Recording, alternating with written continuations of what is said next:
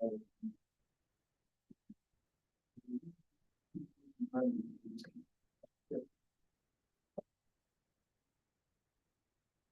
we ready? Yeah. Okay. Today I'm going to focus on something that always puzzles other econometricians, which is specification testing. They are quite confused. So they find all kinds of excuses. They force me to publish paper after paper, just to get them to think. So I don't want you to have any doubts whether when you're testing the assumptions, you're doing something illegal or not permissible or any of that. When I was a student, it was actually illegal because you're looking at the data. Really? Yes. Without looking at the data, how on earth do I find a model to capture the chance regularities in the data? So the fundamental distinction is this thing here. In all cases, we begin with a set of all possible statistical models that could have given rise to the data, to this data, not to some other data, imaginary. So when we do Neyman-Pearson testing, when we do prediction, when we do estimation, everything takes place within the boundaries of the pre-specified model. We don't touch anything else. We just go there and say, this is my model. Now, if you do Neyman-Pearson testing, of course, what you do is you partition that subset. The way we do it is basically using the parameters. So we partition the parameter space and ask the data, this data, which is common to all of these guys, is there support for this or for that subset? But it's kind of too crude. That's why a lot of people have used hypothesis testing. But I went on and showed people how they can actually get reliable evidence using or improving on the Neyman-Pearson testing. On the other hand, we have exactly the same setup. Now we start with the null being our model, the assumptions of our model. And then we ask, could it be that this is not valid and the truth is somewhere else? So the alternative here is not our model. It's everything else. And that complicates the way we have to think about it. Do we just write down other models? No, because this is an infinite set. What we do is realize there are three kinds of assumptions we have to worry about. I didn't write it yesterday, but today I'm going to do it. Because people think there are millions and millions of different assumptions, which they are, but they fall into three categories. So all probabilistic assumptions.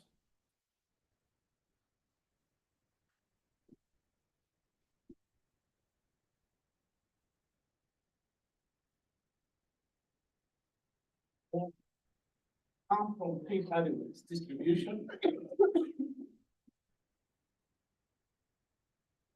dependence, and heterogeneity.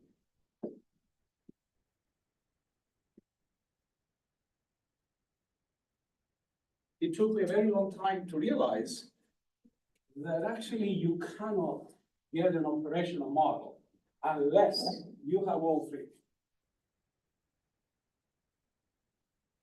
Now, sometimes people say, well, I don't really need a distribution. And then they turn around and say, I'm going to invoke that the density function is differentiable up to order 3 and is bounded away. Wait a minute. Wait a minute. Now we are using wishful thinking? How would you know whether it's differentiable or it's bounded or it's doing tumbles? You don't. So make an assumption, test it, and move on. The same applies to all of them. So all the statistical models I'm going to show you today have all three. And your task is to actually test it. How do we actually do this specification? That's interesting. So I have another diagram. I'm not sure whether I have it on these slides. But when you start, the same square as these two. When you choose a distribution, you basically partition this thing into, let's say, normality for the sake of, and non-normality. Then you go to the dependence. And you say it can be independent, it can be Markov, it can be any one of those assumptions, and you do another partition.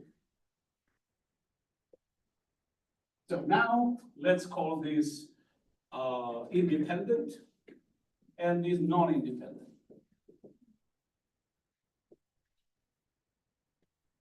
And then some form of homogeneity. So let's do another partition. Let's do it this way. So ID. What is our model? This thing here. The overlap. Now people challenge me and say, oh, there are no other categories. I mean, that was really a breakthrough for my sake to think about it. There are assumptions which are on boundaries, and they assume things on both sides. But those you have to be careful because they're usually asymptotic. So don't use asymptotic assumptions. Asymptotics is the afterlife. If it makes you feel good, go for it. But in this life, it has nothing to do with what you're doing. So, of course, all of these things revolve around the joint distribution of the sample. I cannot emphasize that enough. If you don't have the right joint distribution, you're wasting your time. Even if your assumptions are valid, you need probabilistically this thing to be valid, and then the assumptions you impose on the data, because this is about the data.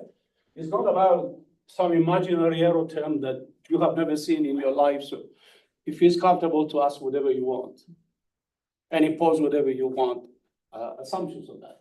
So this is fundamental.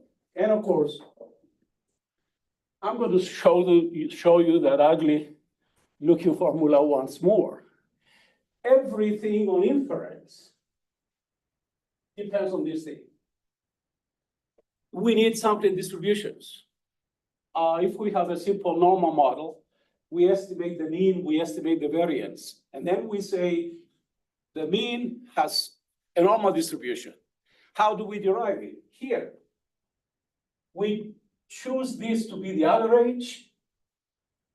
We relate the average to what kind of values the average can take, and we integrate overall the x's. Then we say, well, the variance is chi-square. Yes, that's how we derive it. But this is the same for both. For all, when we do prediction, when we do other things. But this thing here has to satisfy two things. It has to be well-defined probabilistically, which means it satisfies Kolmogorov existence theorem. In other words, exists as a probabilistic concept. And the other is its assumptions are valid for your data, not somebody else's data. So it has to be adequate both probabilistically and statistically. And of course, if either of those two is not true, then all hell breaks loose. This distribution is erroneous. You're in trouble. You're using the wrong foundation for deriving imaginary sampling distributions. You're just singing in the rain, basically. And then the likelihood function is wrong. So when you derive these wonderful things with the likelihood function, again, you are whistling in the dark. You're using completely the wrong things. And of course, the sample distribution is completely off, but you happily go ahead and look at the computer output and say, yeah, I'm accepting that, reject, this is significant, this is not significant. And you proceed without knowing you're really doing nonsense there. Make up stories. Like all the people yesterday with the Phillips scale. So, here we are, you're applying a 5% significance level test, but your actual time one error is actually 0.9 or 100%. And I'm going to show you a lot of examples today. So the emphasis will be, how wrong can you be? Because other people say, oh, well, little of that and little of that. There's no little or large here. If any of your assumptions are invalid, you are in trouble. You're assuming that your error probabilities are the ones you derived in that wonderful formula, but in fact, they are not. So, because I badmouth a lot of these other guys, Akaike, when I was working, everybody was starting with the likelihood function. And they say, okay, I'm going to use as many lags as Akaike tells me. But if you have the wrong likelihood function, either because it's probabilistically invalid or statistically, your assumptions are invalid, how the hell would that help? So I was forced at some point to publish a paper, and I had a good night sort of exchange with the referees because they were honest and they were talking through the language they knew. I gave me a chance to hit them over the head and laugh at the same time. They were, of course, serious enough to publish the paper. So, when you have APP models, a priori postulated, they are not statistical at that point. They might involve assumptions like I haven't omitted any relevant variables, or my error term is correlated with the X here. How would you know that? The error term is unobservable. How on earth do you make that? It's something else, of course, but you go ahead and start talking nonsense. So, what do we really have to do? The big picture. What is it? Well, first of all, we have what we call specification. How do we choose the model?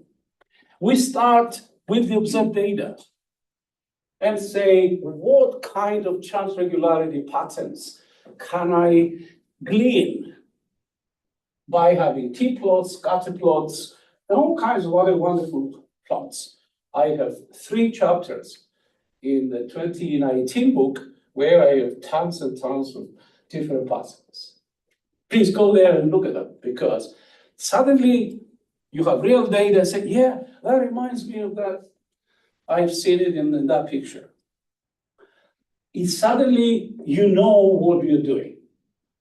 So you look at all of this and say, what kind of distribution, what kind of dependence, what kind of heterogeneity I need. So you're basically playing this game here, and you choose your model. But intelligently, not the theory told me is linear, is homoscedastic, and everything else. Look at the ingredients first. So choose your model. The first thing to do is to estimate it, but don't rush to do any inference. So even if the computer prints out all these wonderful R squares and all that, don't look at them. Just go ahead and do your misspecification testing. And if you have a specified model, re-specify it until you get a statistically adequate model. Once you have it, go ahead. Do your inference. Not before. So, actually, modeling has 3 stages. This part here is the modeling, which is the most significant, and this is trivial. Why? Because all the results are published in books. You don't have to derive the 2 the T or the chi-square or the F all the confidence intervals, just open a book and dig it out.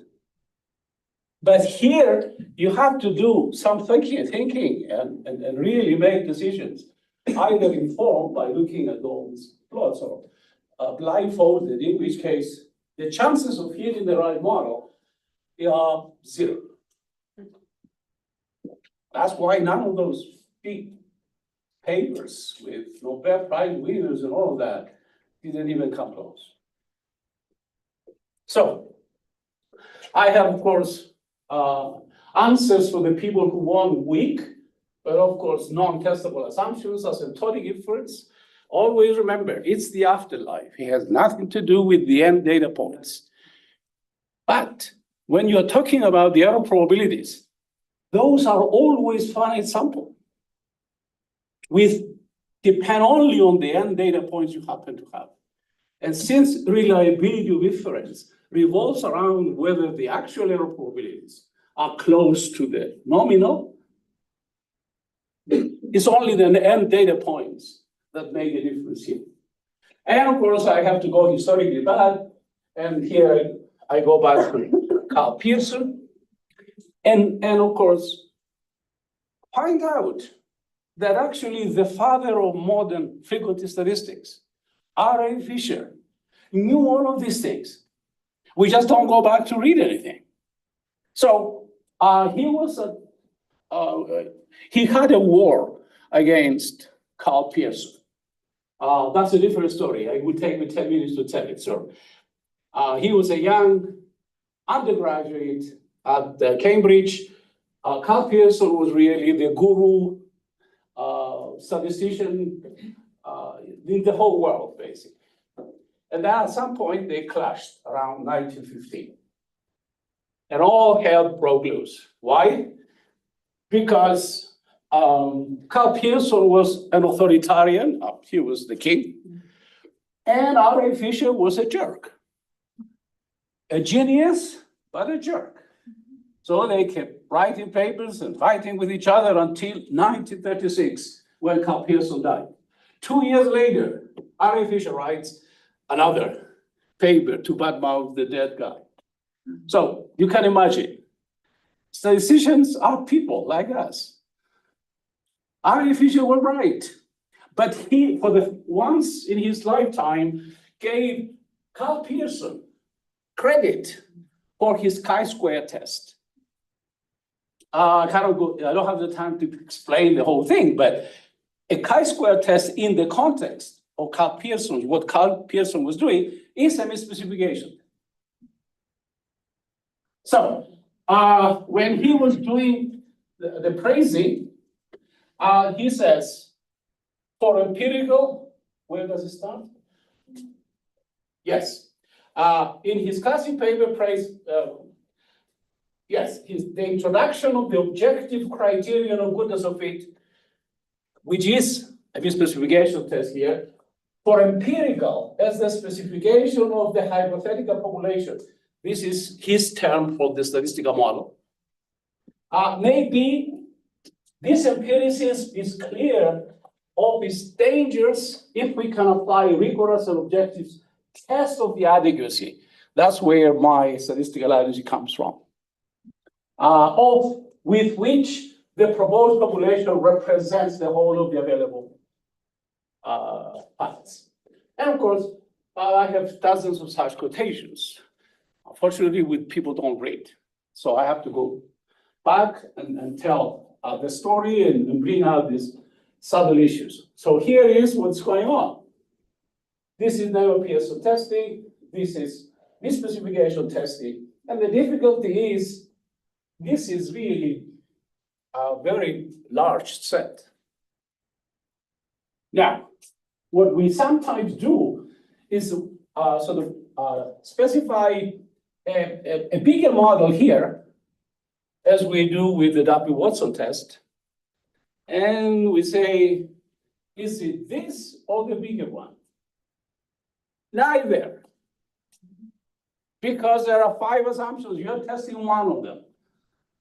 So what we want to do is actually probe as far as we can in order to see whether there are departures from the model. The only decision here is not, can I find another model by playing these silly games? If my W. Watson tells me I have autocorrect, I accept the alternative. You never do that in misspecification testing. Why? Because there is an infinite number of it. Next. So, oops, I messed it up. No, in the X, in the right up. Do I press that? No, in the right side. In the border. No. The one below. Yes, The yes. one in the blue. The blue square. I think. What else can I? Where? You see? That one. Ah, Then close it again. The other. Are you sure? Or okay. I'm going to start with the simple normal, just to show you that we can easily extend this way of thinking. Here we have four assumptions. And of course, we can do hypothesis testing and all the rest of it. I'm going to do an analytic example here. And say, okay, I want to test that mu equals mu0 versus bigger than mu0. The name of Pearson test, of course, is less than or equal to mu0. So you partition the parameter space. But the only value that matters here is really the last part. So what do we do? Well, we have a test statistic, we have a rejection region, and we know that this test statistic under the null is standard normal. Now, here, of course, I assume I know sigma, so I simplify things. But if you don't know sigma, it's two students' team, which is not really. So we define the type 2 error, and of course the power, and we know that the power comes from a non-central normal, which captures these discrepancies. Delta here is basically the expected value of this thing here. If I have to estimate this, that would be student's team. But the difference here is mine. So what goes wrong if any of my assumptions are actually invalid? For instance, instead of the x's are uncorrelated, I choose a very simplistic form of dependence, which is constant. The published version, of course, I have the usual Markov and all of that, but it gets complicated. So for the sake of simplicity, when we know that actually it's not zero, but it's rho, what happens to our test? The sampling distributions are different now. And we don't know it, of course. So how different?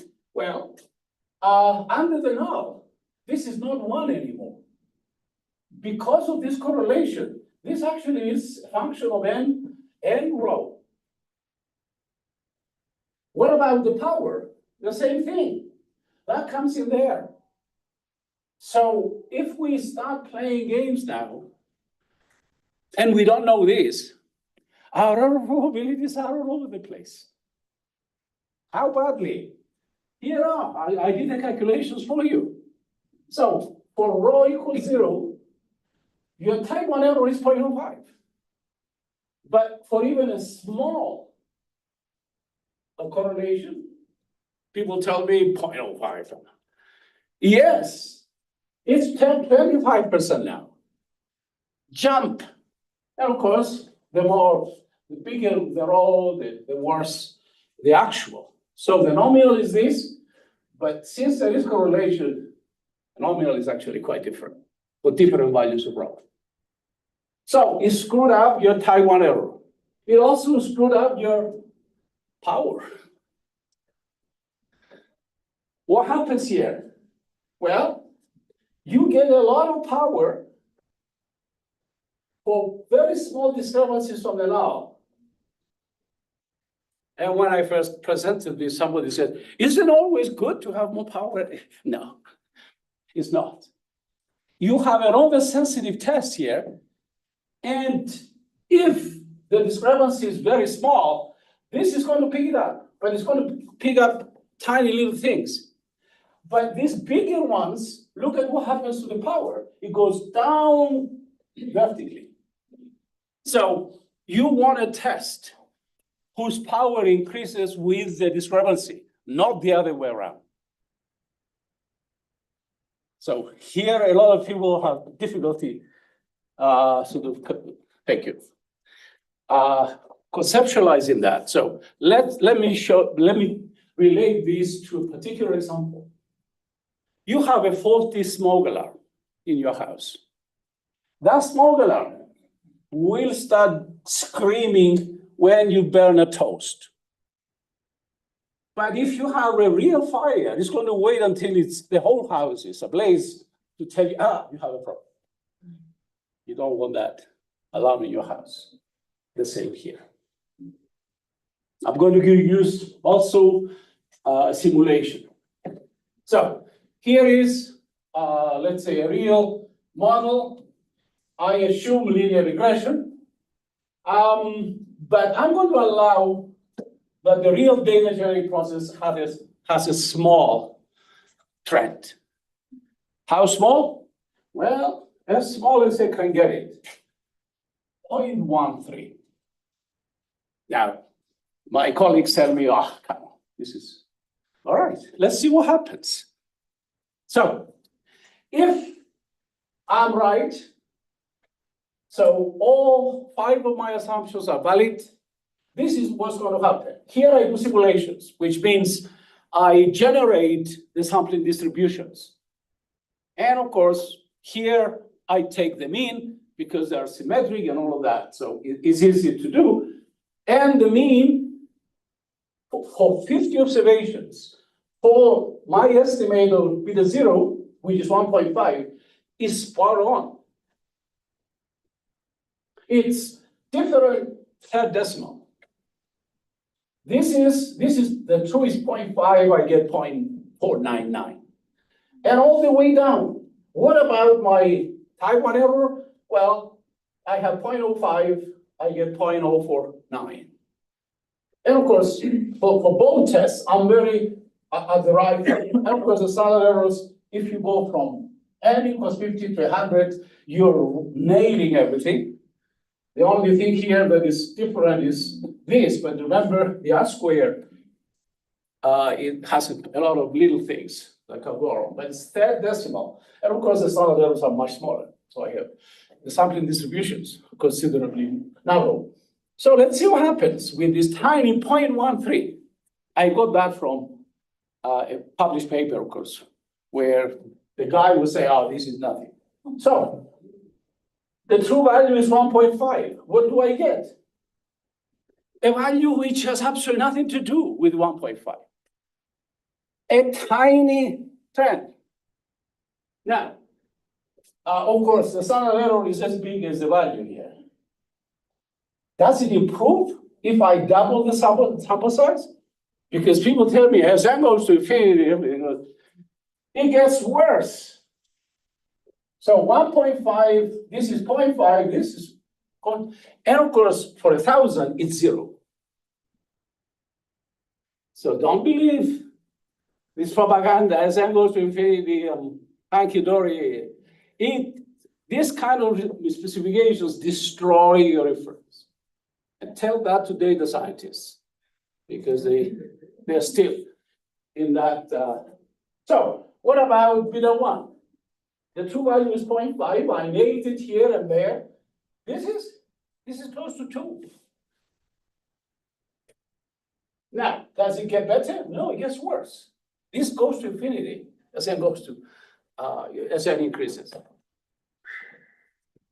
Now, of course, the other two are the same. So let's look at the actual error probabilities. With 50 observations, I assume 0.05, but the type 1 error, the actual, for my beta 0 is 0.8. It's not 6% or 5 or 11, it's 0.8. What about beta 1? It's already 1. And if I increase the sample size, this becomes 1 as well. In other words, your guarantee to reject a true null hypothesis 100% of the time. So if somebody tells you minor things don't matter, show them that simulation. And I did hundreds, and I know any departures from dependence and heterogeneity, you're in trouble. So, let's see whether there's anything. Yes, here I basically summarize what I said. And of course, don't believe any robustness results. There is none for departure from dependence and heterogeneity. There might be some for the distribution. So if your distribution is not quite normal, but is symmetric, you're not going to be way off. But that presumes everything else is valid. So if everything else is invalid, then forget about normality. So, when I began, I tried to see whether this non-parametric tests could actually do some good in this particular context. And I tried things like the runs up and runs down tests, which basically turns your data into pluses and minuses. And you look at consecutive pluses and minuses and all of that. And it turns out it's not a bad test, but you need at least 40 observations. So if it's less than 40, it's not going to do a good job. So what this is doing here, well, it's basically searching around very close to your one. It's not going way off. But there is an advantage here. This is a kind of half-blind test. But remember, what we are trying to do is find discrepancies. If you use an inefficient test to test IID, which is what that does, and you found something with a weak test, that's better evidence that is there, if you follow my logic. Think about it. People just didn't think about it. It says, yes, if that gives me departures from IID, I know it's there because it doesn't have very high power to pick it up. But if it does, it's a sure thing that there is something wrong there. And of course, here I have actual data. When I first went to Virginia Tech, I was teaching principles, macro, most of the time. And I've always been suspicious of multiple choice tests in class because the students were sitting next to each other. And I thought, inevitably, they're going to be looking left and right. They might be in good shape if the two neighbors are better than the student in the middle, but they can be problematic. Because you look at your answer, and you see both of them, you have something else, go and change. So once I decided, it was a smaller class, I used to teach 350 people, of course that was really impossible to do. But I had a 70-student class, and what I told them is, after they are done, said, leave it there, and I'll pick it up, don't bring it to me. So once they were all out, I collected and kept the seating arrangement. Now, at the time, this is ancient history, of course, we used to report the results in alphabetical order and actually put the results on our doors. So if somebody's name was Williams, he has to go all the way down, and they were climbing on each other to figure out what's going on. What they didn't know is I had the seating arrangement, which is the ordering of cross-section data that mattered for me. So when I plotted the data in alphabetical order, this is what I saw. When I did the same data plotted over the single arrangement, this is what I saw. Can you tell the difference? Irregular cycles. Here, you're not going to find any real cycles. Here, it starts going up, keeps going up, and then keeps going down, and so on. That's what dependence is for cross-section data. So Don't believe your professor. You say, sorry, don't worry. I'll give you another example. It does matter, but you have to get it, not by accident. If I didn't keep it, how on earth would I be able to see that? So when you design studies, make sure you have all possibly important orderings. Then you learn something from your data.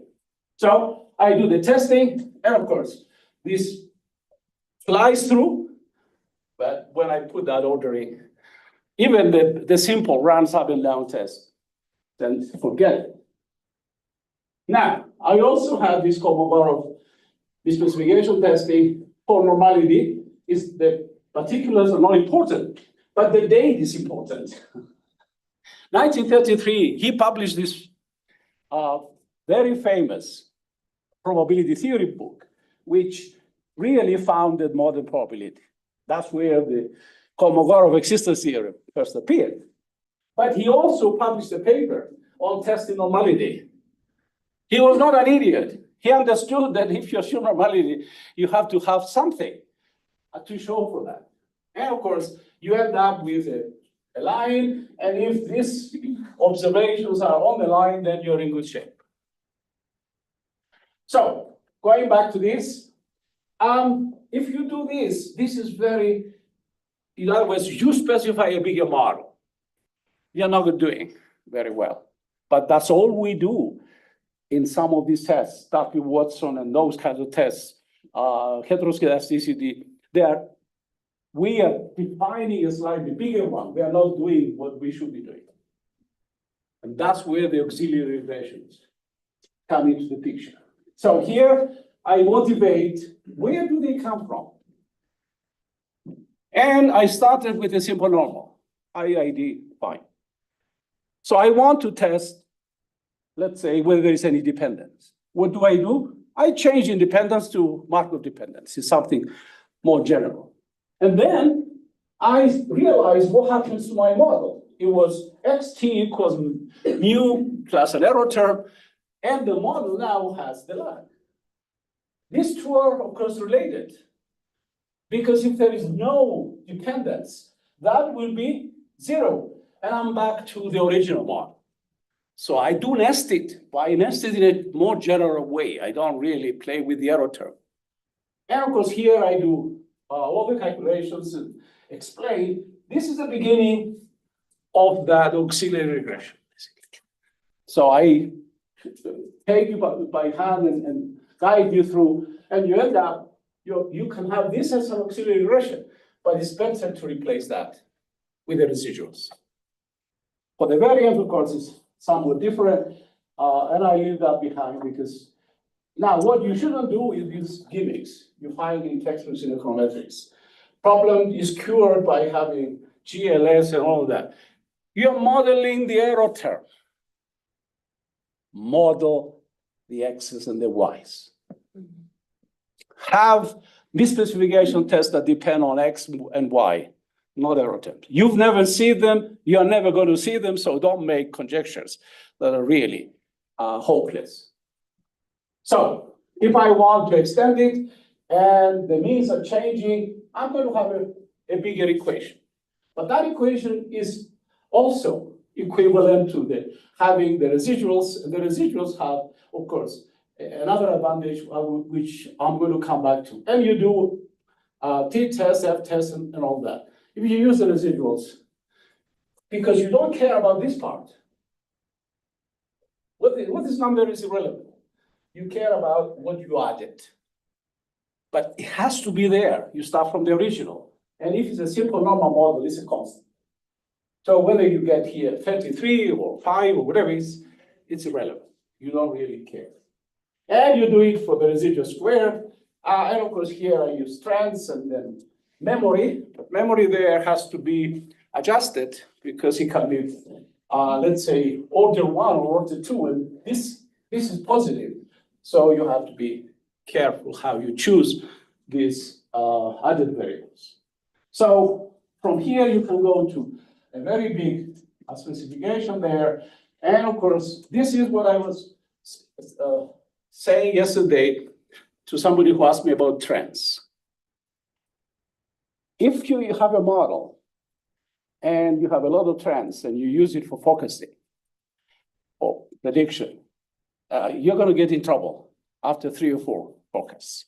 The reason is T just shoots off. When you do misspecification testing and you have to use polynomials, I use them all the time. I use orthogonal polynomials so I don't have collinearity. This will happen enormously. So you take your T, multiply by 2, and subtract minus n minus 1, divide by n minus 1. And this thing now here takes values between -1 and +1. So it doesn't shoot off like crazy, but it does exactly the same job, your ordinary trend. And in misspecification testing, sometimes you have to go to third power, fourth power, up to fifth power. This thing will do it. You don't even have to worry about polynomials. But if you have to, it's perfectly fine. The test that people use more than they should is the skewness ketosis test for normality. I lost my ability now. Oops. What happened?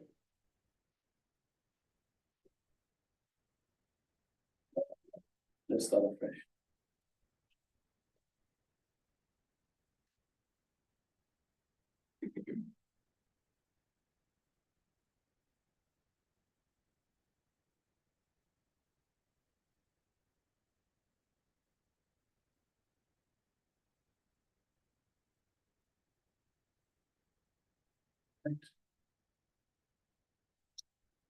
Okay. I have to go where we stopped.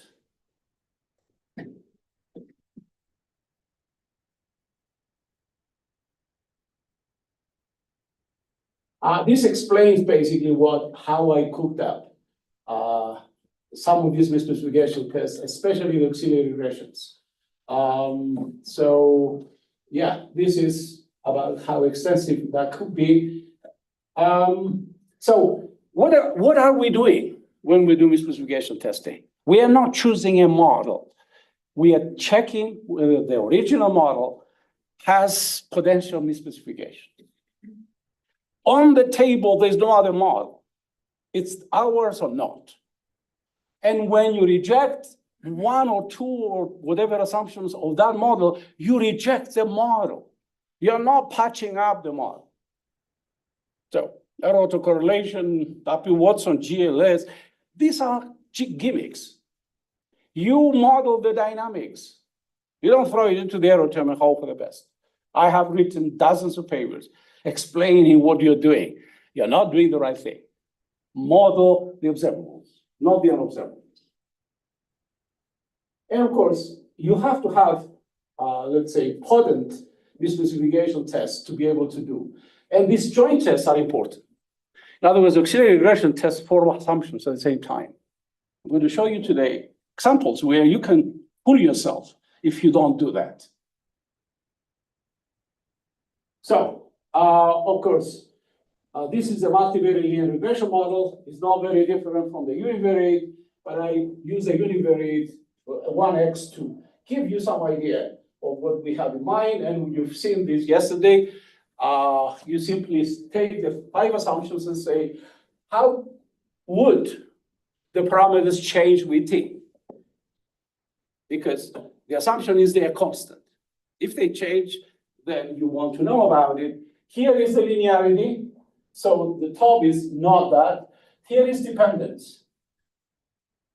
If they turn out to be significant, you should worry about. And of course, you test that all these things separately and together are actually significantly different from 0. And here is what happens when you do similar things with the conditional variance. It could be a function of x and x squared, so don't worry, but this is the dependence now, because it's already squared, so you want the 2 too much. Here I have some examples. I'm going to come back to it. I don't want to overdo it. So here is a very famous paper. This paper frightened econometricians to death when it came out. You began as an assistant to Carl Pearson, but Carl Pearson being a dictator, that collaboration lasted 10 years. And then when you wanted to differ from his, let's say, illustrious professor, Carl Pearson wouldn't have it. So it came to punches, and you had to go to Cambridge because University College London was no place for you. So in 1926, you run a regression between two data sets. This is what the data were. The ratio of the Church of England marriages to all marriages, that's your X.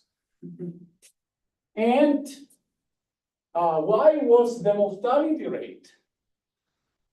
So, for an economist, what the hell does the ratio of marriages have to do with the mortality rate? And so he says, I run a regression. And the coefficient is very significant. But instead of throwing his hands up, as philosophers have done, and a lot of other people, just let's check this, because it doesn't sound, this is good.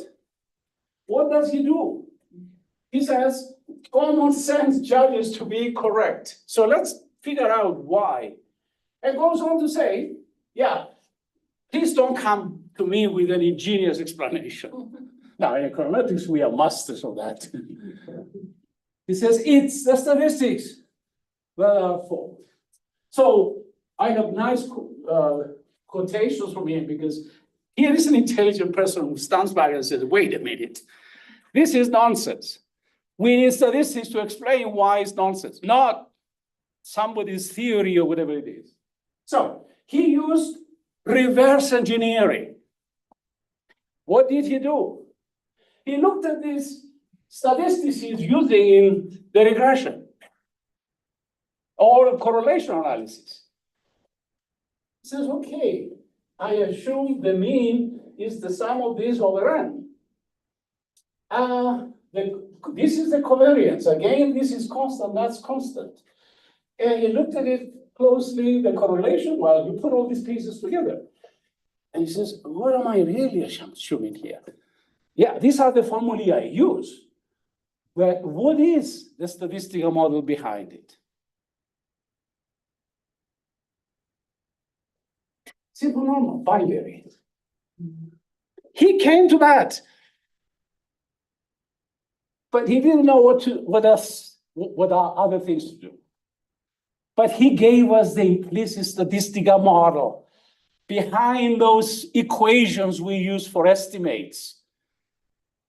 And of course, he made some noises here or there, but he couldn't really crack it. Can we do it today? Oh, yes.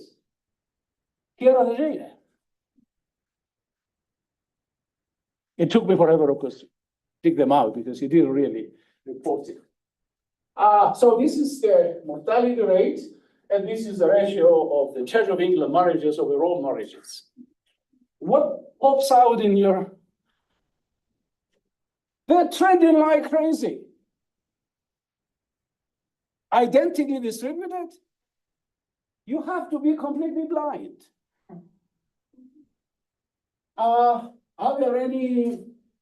Is there any dependence? Well, take out the trends and see what happens. Yes, there is dependence. So what kind of model do you need to capture this? It's not IID. You need some kind of dependence and some kind of heterogeneity. Well, heterogeneity, we can put trends. That's fine. For statistical purposes, they're fine. But what about the dependence? Markov dependence. I mean, what's wrong with, if one lag is not sufficient, put two lags, but test what happens. And of course, I derive here the underlying model. This is the original. I want you to see some of these numbers because these are the things that are printed in prestigious journals.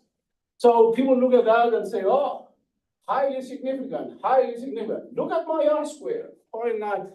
Yes, idiot. Your data trending like crazy.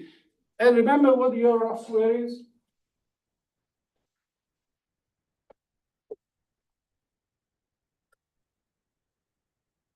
This is the R square printed out. It's the residual sum of squares over what? The summation of yt minus y bar squared. Doesn't it look really stupid there? Yes, you're assuming yt as a constant mean. Really? So don't believe the R square. I mean, it's just stupid. And nobody actually corrected this R square. This is how many years? Close to 100 years later. Yeah, I wrote a package where I was automatically correcting it. By doing what? Fitting the data. And if there was a trend, I put the trend here. It's as simple as that. So don't take this formulae at face value because they have assumptions behind them. They don't really sort of grow all trees. So you can do tests and you can congratulate yourself. This is very significant. And look at these numbers here. I mean, they blow your mind. You look at, of course, the residuals and all that. You have to respect it. So I go ahead. Give X a lag, and of course, trends and so on, and test the assumptions. Yeah, you capture the regularities now. So what happens to your hugely significant correlation? Remember, correlation is basically the beta. It's nothing. It used to be 0.952 with the p-value zeros up to the 7th decimal. When you do it from here, what do you get? 0.03 p-value 0.8. In other words, there's nothing there. The two data series are completely unrelated, statistically speaking. Forget about ingenious explanations and stories how we choose these incredible instruments that are not correlated with error terms we've never seen. Let's stop that. They get Nobel Prizes, and that's the lure. So let's start with, or finish rather, because I'm already looking at the time and it's an hour, with a real example, with real data, and 3 key problems. So I wrote a paper on the empirical consumption function. I was a graduate student when I wrote it. And I put the title, Revisiting the Empirical Evidence for the Consumption Function. Stylized Facts of Fiction. It took me a decade to publish it. I mean, that fiction just wasn't having it. But I did. Because I wanted to bring this out. That whole literature was exactly the same as the Phillips scale, if not worse. So, this is the famous Keynesian absolute income hypothesis, where this refers to some form of consumption and this some form of disposable income. And then you assume it's linear, and of course this is positive, this is negative, and then you throw some t's at the bottom and assume normal IID error terms, which of course we've never seen. And you move ahead and start estimating the data. Now, let me warn you, for each one of these symbols here, if you go to the US data, there are 50 different series called consumption and income, disposable. It includes durables, it doesn't. It's, let's say, scale by inflation. I mean, there is a jungle. People, without thinking, just take one and then stop. Oh. Let's proceed. So here is the data. I have enough observations here, of course, to do the job, and I estimate my phase regression. Now, this is negative, but if I rescale the inflation, I can make it positive in no time at all, so don't worry about that part. This is supposed to be the marginal propensity to consume that people my age were actually using to calculate the multipliers. How, if the government spends $1 million, will be multiplying in the economy using 1 over 1 minus that beta. And suddenly somebody publishes like something like this, very significant. And there are 50 other people telling him, no, this is too big. Because they don't really like anything economics, so they start a long series of papers. So 50 people published with the same data, they change something slightly here or there, and they're all nonsense. Why do we debate it? If this is a statistically aggregate model, there is something to talk about. This is big or small or significant. If it's specified, what are we talking about? But how do we fill our journals with applied work to justify our salaries? So, can you say anything about the absolute decline by body? No. You throw your hands up and say, forget it. There's nothing here. Because I haven't tested the assumptions. So, this is what happens. Now, this is a plot that every textbook in macro publishes to justify the consumption flows. I see somebody saw it in the thing. So what do? They have the scatter plot. This is y, this is x, and then they draw a line that goes through, and they say, of course it's linear. What's wrong with that scatter plot? Are the original data IID? Because the scatter plot is meaningless if they are not. That's what happened to Phillips, but that was 58. So we can excuse it. If your data are not IID, don't do the scatter plot because it's nonsense. And of course, I can show you the data at some point. I'm going to ignore a lot of what this people, yeah, this is it. This is IID? Of course it's not. So why are we debating whether it's big or small or positive or negative? It's a lot of waste of time. So what we will do, I'm going to leave those behind so I don't run over my time because this story is more interesting.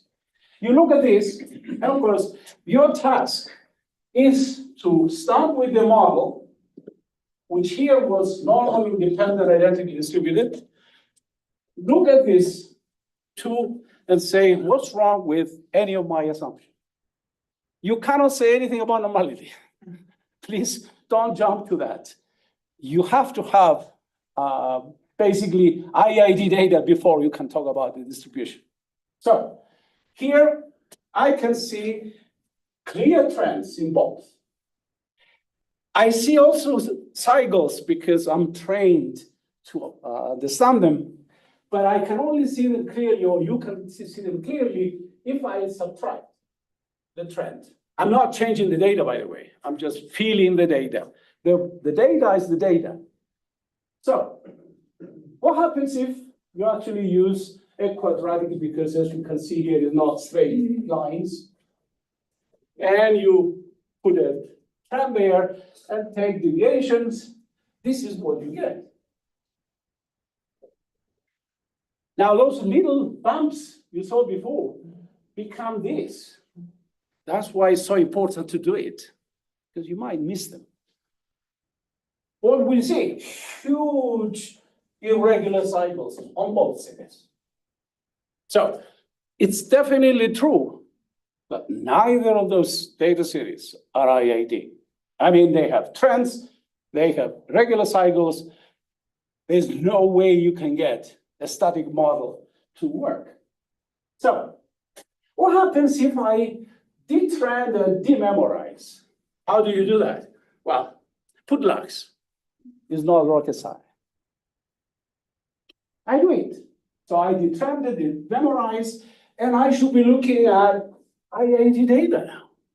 Because I captured the dependence and the heterogeneity, at least in some way. The answer is I don't. What do you see that really tells you there is something else wrong here? Here you start with small variations, and as you increase, these are increasing. The same here. And what is that? Now, I've been at it for. That number is going to mess it up now? Oh, no, okay. What is that?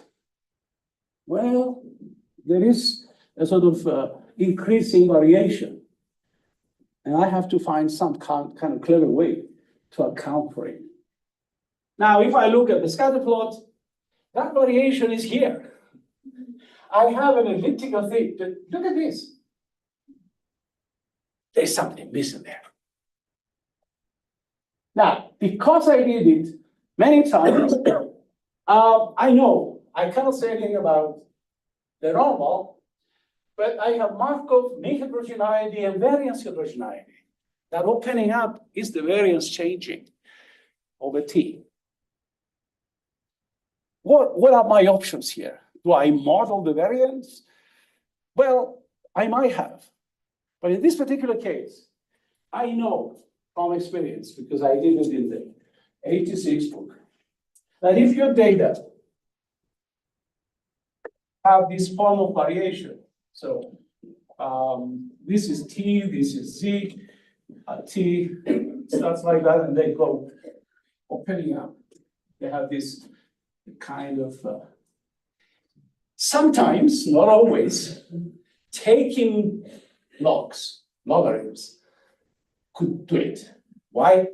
Because a logarithm increases small numbers and decreases big numbers.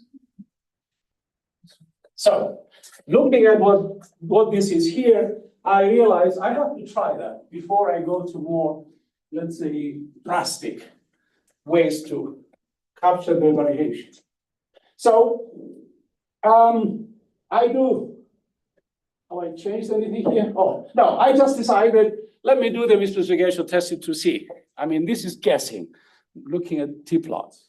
But of course, when you do the misspecification testing, you get all the results that I mentioned before.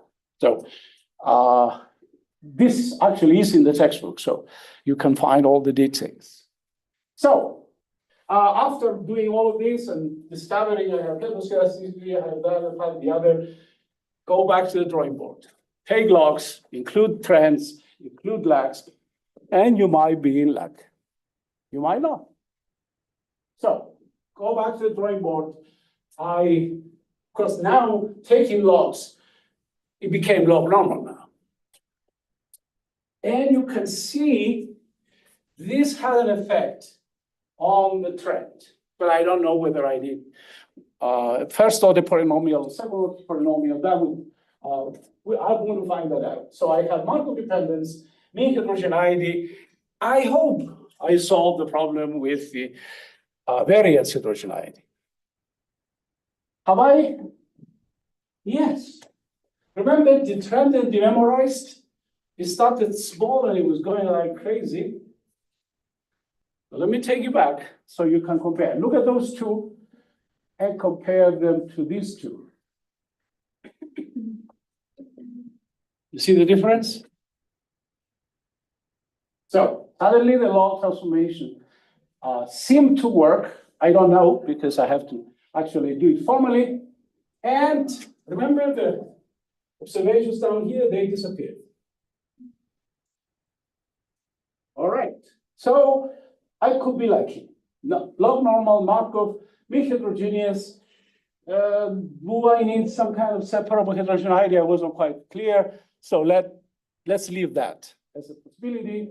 I have a dynamic model, so I go back to my joint distribution, the reductions and all that. And I have now a normal dynamic linear regression model, and everything has changed. Yeah, the normality is the same, but then I have different parameters and different kinds of assumptions. Okay, I estimate the model. As you can see, these are all very significant. I need a trend and I need at least one lag. And then I say, okay, let's do the auxiliary regressions. And here are both of those auxiliary regressions. Sometimes, instead of the residual square, scale them, because then you don't get into some additional difficulties. But it's exactly the same. There's no difference. And of course, the minute you see that, you say, no, you absolutely have my hypothesis is really not anything you can write home about. It's just completely false for this day. Even if we allow for the logs, and it's very interesting, if you go back in time, they start with linearity, and quietly they take logs. Because somehow they felt that you really need the log to get anything, but their models are all specified. So I'm going to show you what can happen when you're not really very careful with these tests, because I learned a lot of it with those. Where are my? Oh, I left them out. So, I left them out. I mean, the story today was about those things. So let me improvise. So these are the auxiliary regressions. And as you can see, my model goes up to here. So that's the original model. And then these are the other ones.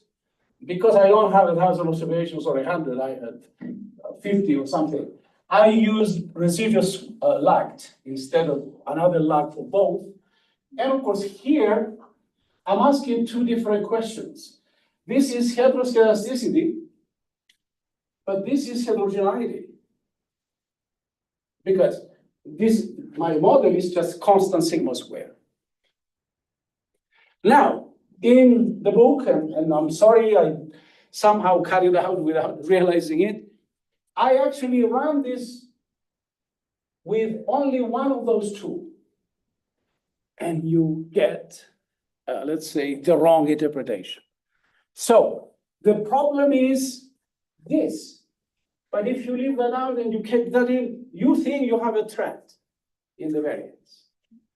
But if you have them both there, you hit it. Let's see whether I did it for the other model. Because somehow I do remember, yes, playing this game. Yes, I did it here. So you run it, this is the right joint test.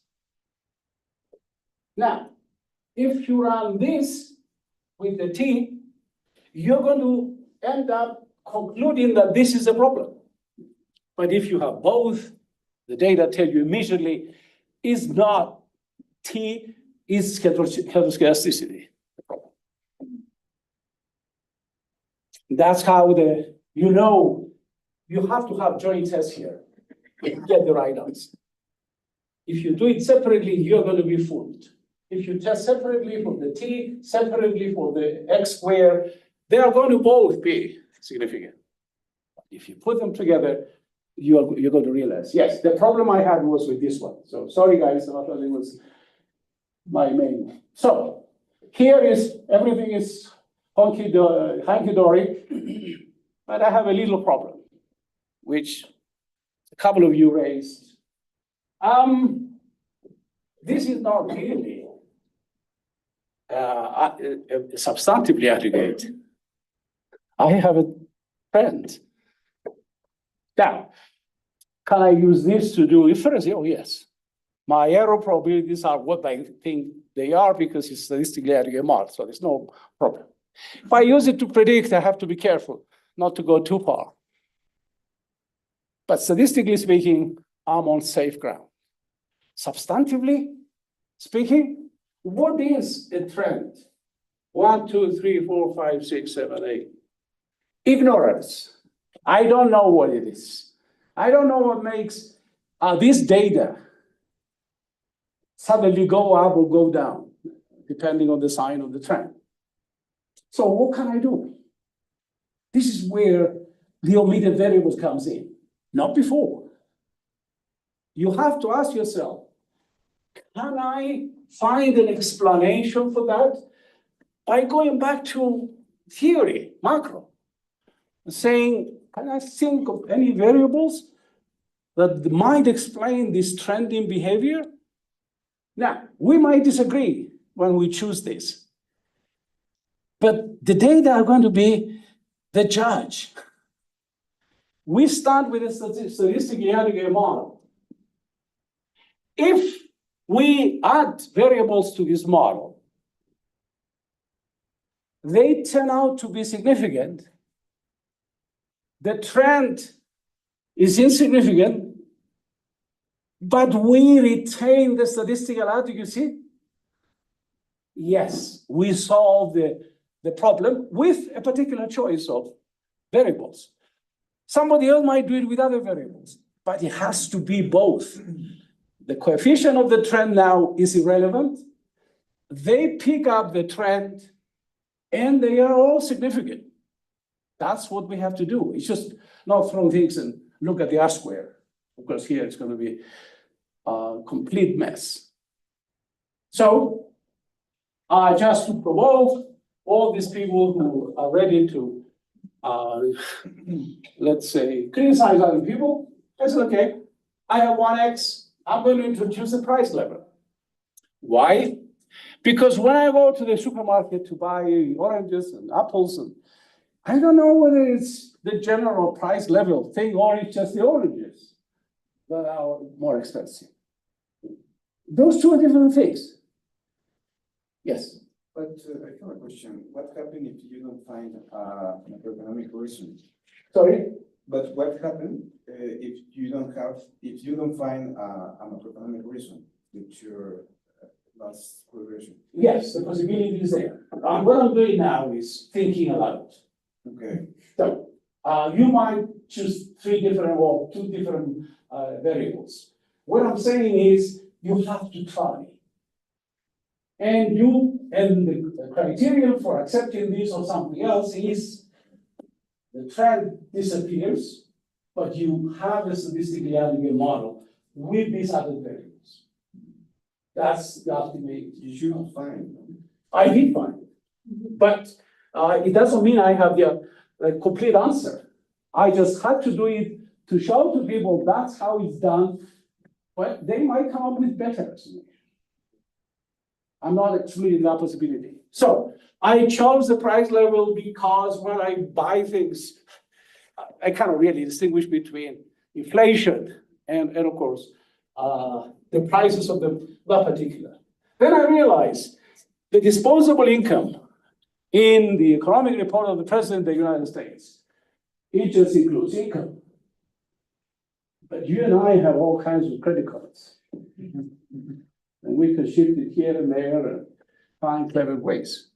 So one of the variables I thought might pick that up is consumer credit outstanding. That's a huge number, by the way. So just looking at disposable income that comes from when we send in our tax forms doesn't really represent income, at least our capacity to buy. And of course, the short-run interest rate might be relevant here, because when I pay my credit card, say, okay, if it's 19%, what the hell? I have to really do something. So, am I right?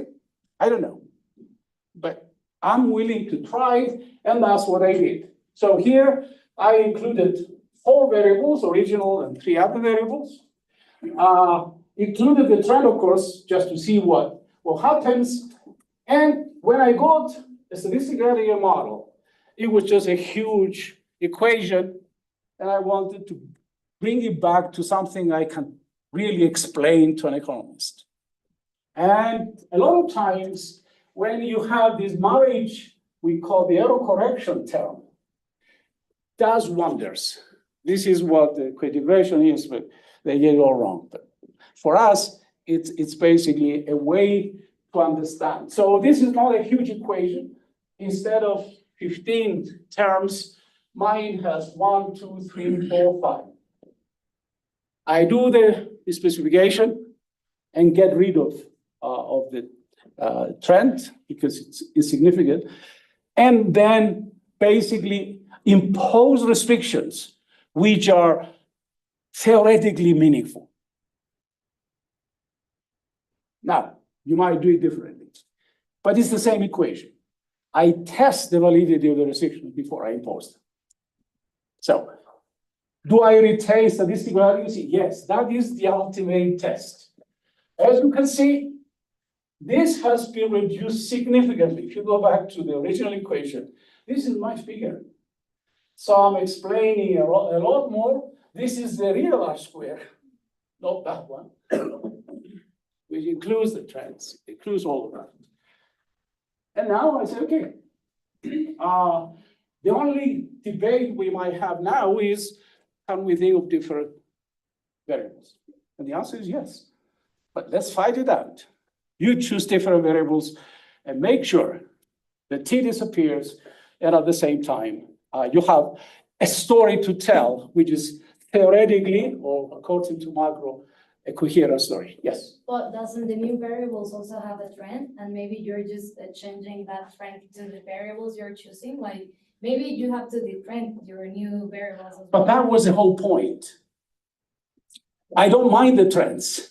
You see, I don't assume my ID. Here, I allow for trends, I allow for lags. But if some of these variables trend in the right direction, they explain the trends in the original data. Or maybe they are just moving in the same direction. It's just like maybe it could be. Even if they're going in a different direction, the sign is irrelevant here. Well, the only thing that matters is once I slim this down, what I see here and there, I can explain in economic terms. But the idea was to pick up the trend. They are trending, the original data are trending, so there's no if about it. But can we model the trend? When we put T, we're not modeling, we're just picking it up. But that's ignorance from the substantive, from the theoretical.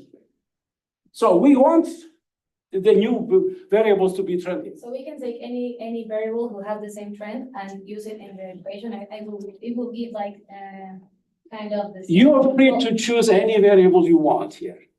But at the end of the day, you have to keep the statistical adequacy, and the trend, the original trend disappears, is no longer significant. I went a step further because it was a long, if you have 4 variables on the right-hand side, each one of them has a lag, suddenly it's an impossible thing to, can I shrink it using my theory? And that's what I did here. That was really, and it wasn't trivial. I had to work at it for almost a week. I changed variables. That's how you do it.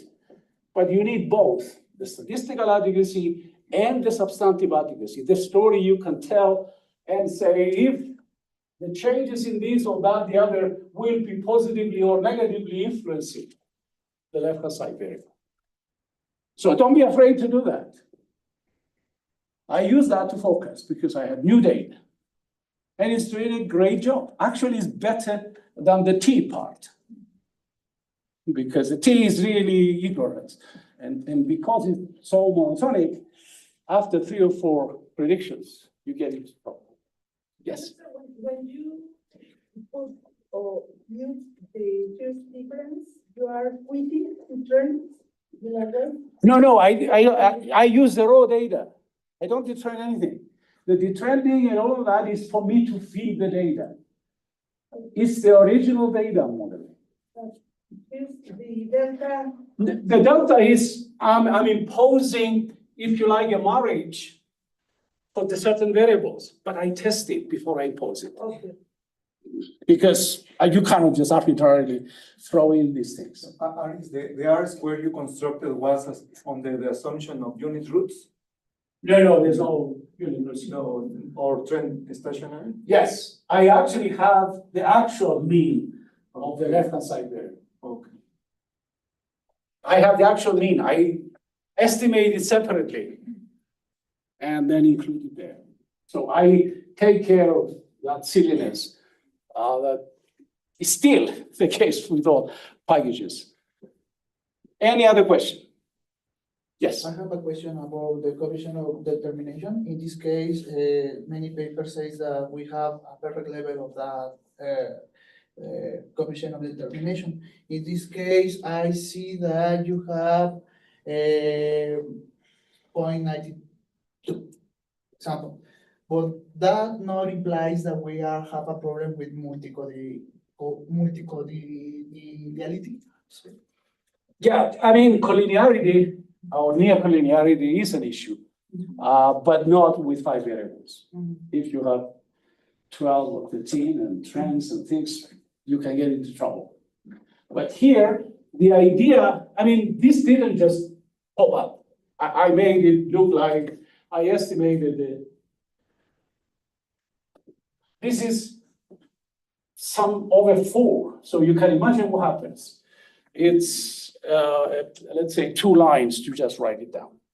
And it included the t, because I wanted to see whether it's going to disappear or not. So it wasn't within an hour I got everything sorted out. Because I do impose restrictions here. These are differences. This is levels. So I have the original model. I tested against this one. And I know that these restrictions are data acceptable. There's no problem at all. But here I can do, I can tell a theoretical story. And of course, because it's in differences, part of the trend has disappeared. But that doesn't mean I have no explanation. But feel free to experiment and mug around. And provocatively, I included this in the book. So people can come to me and say, yeah, I think of 3 different, yeah, go for it. As long as you meet the 2 conditions, put your variables. And then we can have a discussion about whether mine or yours makes more theoretical sense or not. So here, of course, I'm summarizing some of the main points. How much time do I have? 5 minutes. Let me just take you through because it's a kind of a summary. So statistical misspecification undermines all your references and is not little here and little there. It just destroys anything you do. So if you're going to be playing this game with non-parametric statistics, please don't. It's nonsense. And I talked about the Bayesians yesterday, so don't go down that road. So infrequentist inference availability takes the form of biased, consistent estimators and huge discrepancies between actual and nominal error properties. That's where the inference is really destroyed. Transient misspecification testing is the most effective way to secure the reliability of inference. And joint misspecification tests really go a long way from being far away from your model. The term polynomial, 2 or 3 lags, they just go all the way to the other side. And of course, dual nonsense correlations can be easily explained on statistical misspecification grounds. That was 1926. Did anybody? No. So I published that and people said, but you actually gave us the answer. He says, looking at the formulas I have about the mean, the variance, the covariance, I'm assuming normal IID. All I had to do is just confirm that. So he was intelligent enough in 1926 to at least see what was going on. But remember, 1926, there was no Markov dependence, there's no stochastic processes. So it was impossible for him to really do more than that. But I take my hands off. Now, all models are wrong, but some are useful. is only by people without any real credentials about empirical modeling. This is out of context. I do quote. This is George Box, son-in-law of R.A. Fisher. And he didn't really do well with Fisher. Nobody did. And of course, let me remind you what Lecam, the best probability theorist, econometrician at the Chelsea Neyman School of Statistics at Berkeley, California. Limit theorems, Sn tends to infinity, are logically devoid of content about what happens at any particular end. It's not mathematically, it's not probabilistically, it's logically completely useless. Now, MS testing differs from MB testing, and I had to defend those differences. So I have published paper after paper after paper, and of course, one of the things I do at the end of this lecture notes, just in case somebody has a question, I reply to all of those so-called charges. Of course, the big difference is the null alternative. One is just free. You have to frame it in order to understand what's going on. Now, when any of the assumptions of statistical model is rejected by the data, the only inference that follows that is specific. That's it. Don't debate whether this is big or small or whatever it is. It's just no point in that. So all these error fixing strategies that you see in all textbooks in econometrics, error to correlation correction and the correction of that, please don't do it.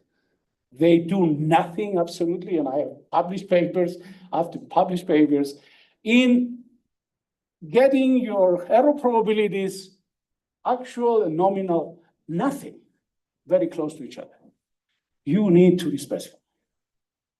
These are gimmicks. They're just, we feel it doesn't really work.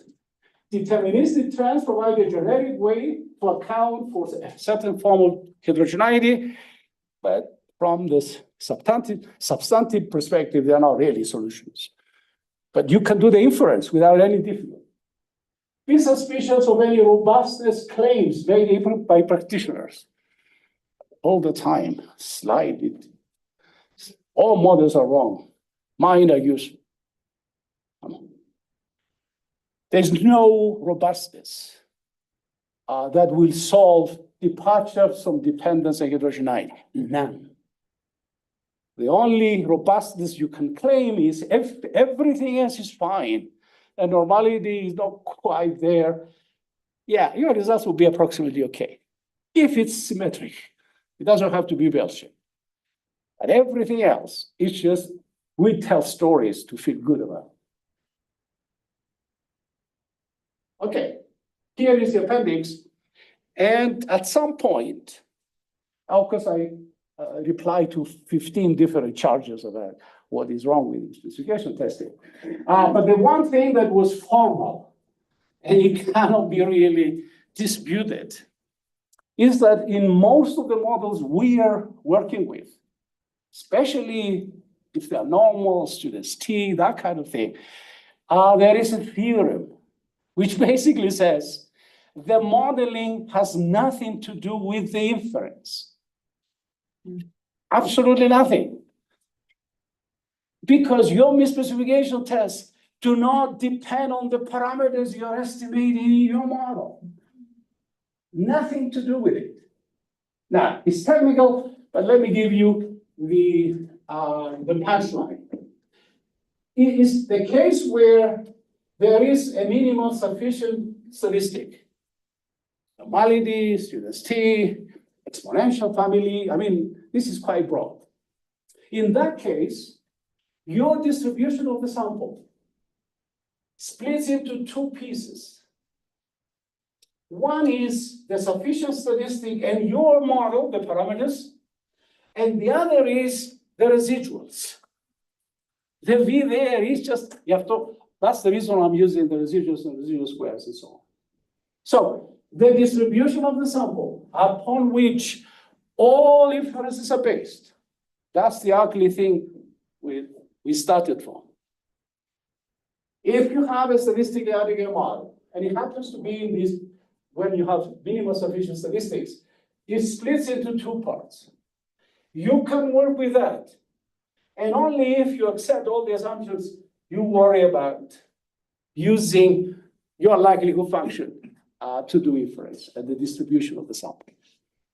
So, what are these B's? These are maximal ancillary statistics. They have nothing to do with your theta. That's why you don't really mix the two up. And of course, there is a theorem. You have to go back to 55. These two are independent, not uncorrelated, independent. They have nothing to do with each other. And when you define your likelihood function, this is part of the proportionality. This is your likelihood function where you replace that S with the data. That's the sufficient statistic. It's always, let's say, the same dimensionality as your theta for all of these problems. But at the end of the day, this is really your likelihood function. So whatever you did, it didn't affect at all the inferences you're going to draw for that are based on, as here, of course, I do it for the simple model, simple normal, to show you what are really the sufficient statistics and the ancillary statistics. And of course, we know there are sequence T, and we can use them to do the misspecification testing without it. And of course, you can extend them in a number of different directions. Here, I have a few more examples. There was this issue of infinite regress. In other words, you go back and forth and you don't. This data, this model, modeling is separate from inference. Get statistically aggregate models and go for your inference. Otherwise, you're getting into trouble. What else is there? Yeah, this pre-test bias, that's another tin of worms. I had to, let's say, decipher. They stopped bothering me now, so somehow they actually got the message, or they think I'm an idiot anyway. So what's the point? And a few other things. This is basically using the data Watson to show you that it's all really a bad idea. And yes, the legitimate double use of data we have already, and I'm done. Any questions?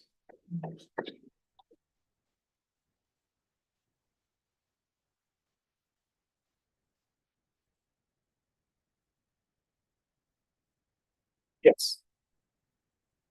Most times are individual. If you find one order, no matter what, you can do this. Exactly. Yes. I mean, the idea of an order in your data, especially cross-section, is fundamental. What I originally did, but I forgot to include it here. So let me just backtrack. By accident, I might have left it in. I had another empirical example, but somehow I didn't see it, so.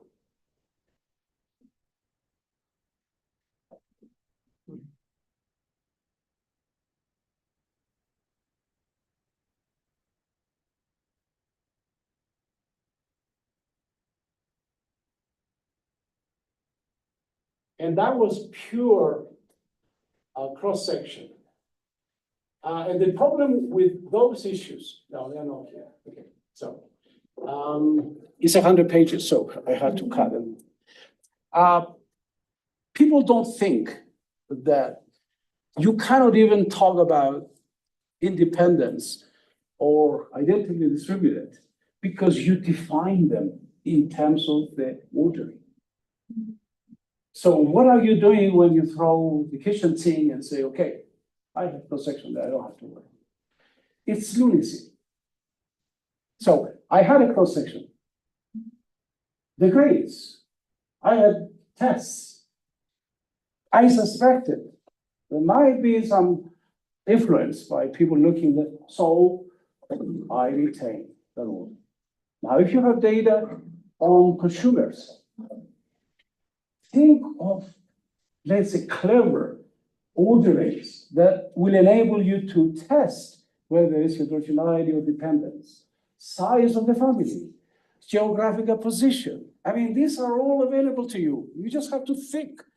And when you collect this data, get that extra information because you might need it later. If you don't, then you have a bunch of numbers and you're just celebrating great models without testing anything. So the whole of the cross-section literature doesn't have a single test about anything. And that, of course, involves this, what do we call it? Yesterday, that area with, let's say, 50 assumptions about the error term, spatial. So do we have anything in panel data? Nothing. We have a time series there. So there is an opening to begin with. Do we actually care? No. We just use this wonderful formula with instrumental variables, Arellano and Bond, and the other guy and the other guy, based on whether the error terms, which we've never seen, are correlated with some of our regressors. Believe anything that is published based on cross-section or panel data, or even time series. That's where we are really decades and decades behind. Please be the generation to do a better job than mine. I gave up on mine completely. I mean, I talked about Bastaji and Pessaran and all these guys, but we agreed to disagree, and that's the end of the story. Test your assumptions. This is not rocket science. You can do it on Excel. Don't need this fancy, because they print out all these results and you kind of take it in. The R-square, I mean, I raised that 25 years ago in a half a dozen papers. They stop it. It's meaningless nonsense. No. They write packages and the same old nonsense. So, be that generation.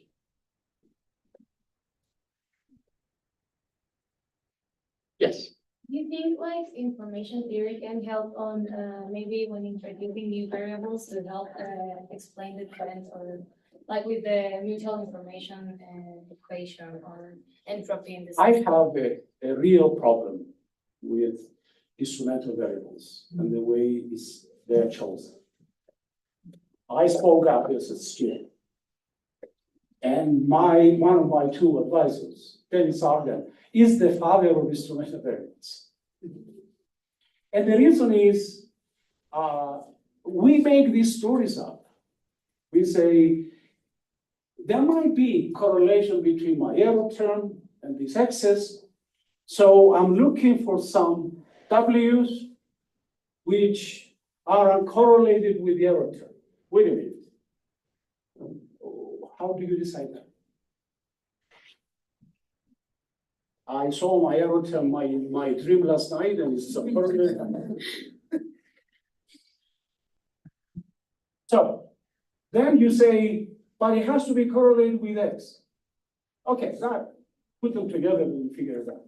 What they leave out is, if you put them on a sound statistical setup, which I did 50 years ago, the 86 book actually has this, those are completely irrelevant nonsense. You're basically starting with a new data set. And you want the instruments not only to be correlated with the X's, you also want them to be correlated with Y. Because if they are not, you get zeros for all your estimators. How do you come up with a set of instruments which are correlated with error term, but correlated with your Y? Y is on the left-hand side.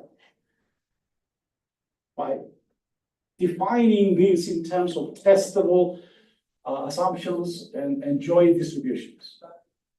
And one of the examples I gave yesterday, they use instrumental variables.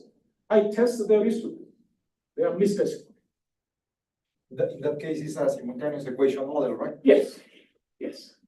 In the simultaneous equation model, it was the first time I separated this a priori postulated, which are our structural models, PSG models, and all that, and the implicit statistical model, which in my case is this arbitrary reduced form. And I said, estimate the reduced form first. That is your statistical model. If any of your assumptions are invalid, go home. Okay. Pre-specify. Is that re-specification sufficient then to make or related to? Yes. If you put lags and trends, it's the same dumb data. But now if you find a statistically aggregate reduced form, the statistical model, you can talk about identification. Can I identify my structural parameters using a solid statistical starting point? Not, I can identify my structural parameters with rank and order conditions relative to some imaginary reduced form. Solid, I did with the data. So the first time I drew that distinction was in the 86 book, and showed how you can test your assumptions in a multivariate regression. It's not that I didn't really go higher. I published a paper because people don't read textbooks. So I used it for shooting. I was forced to use data, and that's where I lost a few friends. Well, I named names. So be careful. Professor, and then what about structural changes? What about? Yes, because you said that goodies or binary variables are not reliable. Then how do we? I can tell you that very few people understood or cared about what I said in 86. I republished it in 1990. I think it was thereabouts. But some people did. So there was an econometrician in New Zealand who took my setup, selected 8 papers on instrumental variables, where they were all written by Nobel Prize winners, including the latest round of Nobel Prize winners. They were selecting these exotic instruments. Maharajas in India and were doing work in the US or UK and all that kind of jazz. Because they were thinking it couldn't be that Maharajas in India will be correlated with GDP in the United States.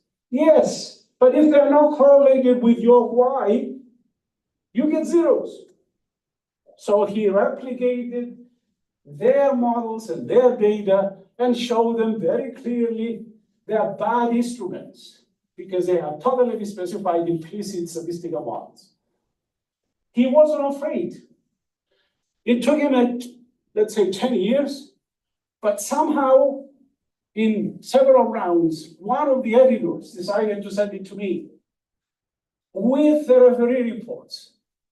And I made mincemeat out of the referees. That's how this poor guy had to wait a decade to publish it.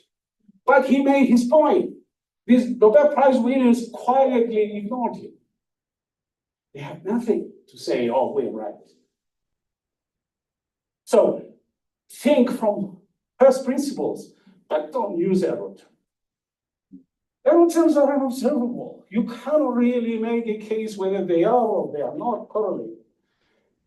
Statistical error terms is basically well defined, it's model dependent, and it's the difference between my specification and YT. They're derived, they're not hanging there separate from my model. For statistical purposes, it doesn't include everything else you left out. Is it white noise, basically? In other words, have I captured all the systematic information in the data? That's all there is to it. Whether it's normal or exponential or something is a different issue. Depends on the joint distribution of the observables. Okay, one point. The last one. Well, I want to thank you for being here with us. I also want to thank Dr. Armando for making it possible. I think these kind of classes are very motivating for young people, as you say, for new generations. I'm putting my hopes on you guys. I gave up on mine. Well, I studied history, and I'm now in this master program of economics. Okay. And now when I came here, I saw all these economic models, and I think they were wrong because of political reasons, as happened in history.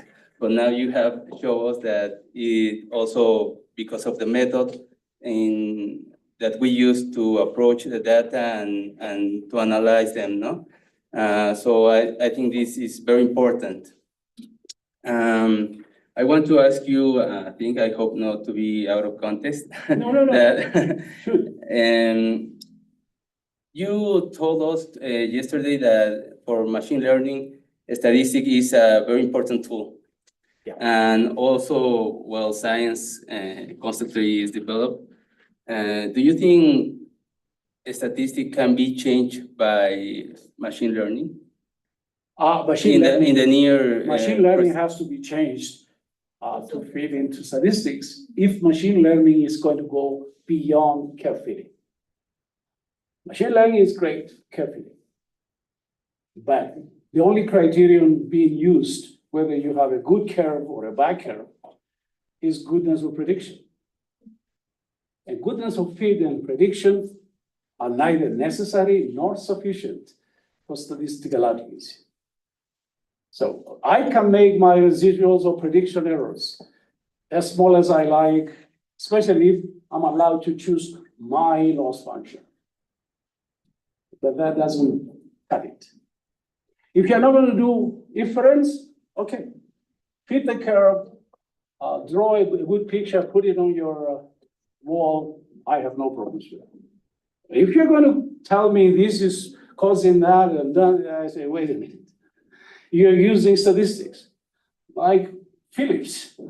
People said, but he didn't do any. Yes, he did. He declared this is a good description of that exchange or trade-off and all of that. That's inference. So, I wrote a paper, by the way, 5 years ago when it became fashionable. I said, okay, let me just jump in now. They have assumptions. Because without probabilistic assumptions, you cannot really do inference. Now, what is driving machine learning? Mathematical approximation theory. We have special polynomials and other functions that capture these complicated, but they're always over-parameterized. And if they're over-parameterized, you have very vague inferences that you can draw. So what they do is to squeeze the hell out of this 150 parameters, but arbitrarily to make prediction errors small in relative sense. And then when I read their stuff, they kind of invoke the afterlife. And their justification is, well, I have 10 billion observations. Yeah. But these misspecifications get worse and worse, and your error probabilities are completely screwed up as n increases. So that isn't a justification. If you had a statistically adequate model, that's different, because that is statistically adequate for this data, irrespective of how large or small the sample size is. So in that paper, I compare, let's say, Fisher's model-based approach with the explicit assumptions and all of that to 3 different other versions of modeling. Non-parametric, this machine learning part, and then there is a new version of causality is everywhere. Yes, causality is a substantive assumption. But you have to get the statistics first and then start talking about causality, exists, it doesn't, and what kind of causality. All three fall apart. I actually had a section on Bayesian statistics, but the paper was 50 pages, so I said, cut that out. Because they're in, let's say, by themselves, they're kidding themselves. And make real comparisons. And I quote in that machine learners, big names, are surprised that they don't usually see the conversions they expect when they invoke asymptotics. And in one of these papers, they basically say, it looks as though we have to restrict put assumptions. They are doing modeling and they are not even aware. You cannot really get any limit theorems to work unless you impose assumptions from at least those two categories. They didn't know that, and they were surprised. They were surprised by their own simulations. If we use this data and simulate forward, suddenly things go astray. Yes, because your uniform law of large numbers needs assumptions. And more often than not, it's IID. So I repeat my request. I pay money if you can find any IID data in economics. Real money. So what were we doing when we post IID everywhere? We're kidding ourselves.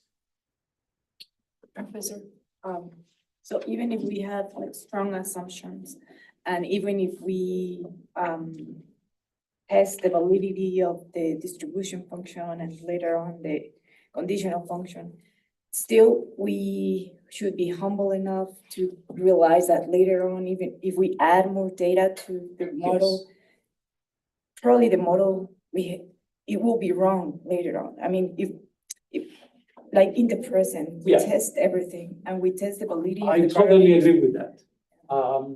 You should be humble. So strong assumptions give you precise inference results. Your standard errors are not twice as big, and your type 1 error, type 2 error, the power considerably more powerful instead of invoking asymptotics. If those assumptions, very powerful, are valid, do your inference. But be aware that if you're using new data, there's no reason why they're always going to be, they will fit in that particular model. The model will have to change. Yes. I did publish a paper on unit roots. And I did it because Nelson and Plosser, two competitions in California, selected 14 macro series in the US and fit autoregressive models to look for unit roots. And they discovered that out of the 14, 10 had unit roots. That created a whole industry. If I put a dummy here, and if I put a T here, that changes and that changes. So 150 papers later, I had enough. Because the data was available, I took the 14, I did the autoregressions, I got 14 statistically aggregate models. All 13 were misspecified in every other published paper. And then made real conclusions. This is close to unit root, this isn't at all that. And suddenly that industry died. The referees were asked to comment publicly. And one of the referees increased the data by another 40, 50 observations. He re-estimated my models with the new data, and he showed they're still statistically aggregate. That's what we need to do. I was surprised because I wanted to use the original data so I can show to all these guys, some of them are high priests, how I put a dummy for the Second World War and tell you, yes, if the model is misspecified, there is infinity of ways it can be wrong. Let's respecify it to find out whether we can get anything that has statistical meaning. And we should do that. I was pleasantly surprised. So, any other questions? Yes. Selection model of Hickman, because it's a way to correct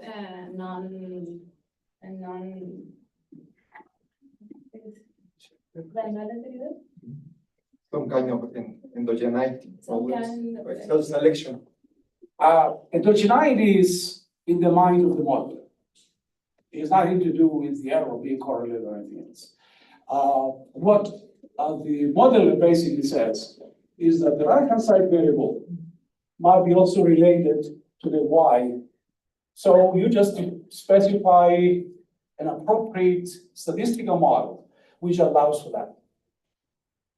So once you make that shift, you have a different model now. It's the original model, and then there is a model that relates your x's to the y's and the other variables you have there. And it's a new model, you have to ensure that it's statistically aggregate and then go back and talk about heterogeneity, exogeneity, and all of that. But you have to find the implicit statistical model. That's what I did in setting all these stories about error terms being correlated or correlated on a sound basis. Go to the observables, and they tell you what you're supposed to have. If you bring instruments in any model, it means your joint distribution has changed. Start with all the variables. It's as simple as that. And do your misclassification testing areas with all those other variables. It cannot be the original model because you came up with ideas about exogeneity, endogeneity, and all of that, but not with error terms. Those are not really justifications. They're just wishful thinking. But we can exploit, let's say, formalize that in terms of the observables, and then we'll say that. Thanks for listening, guys. Thank you.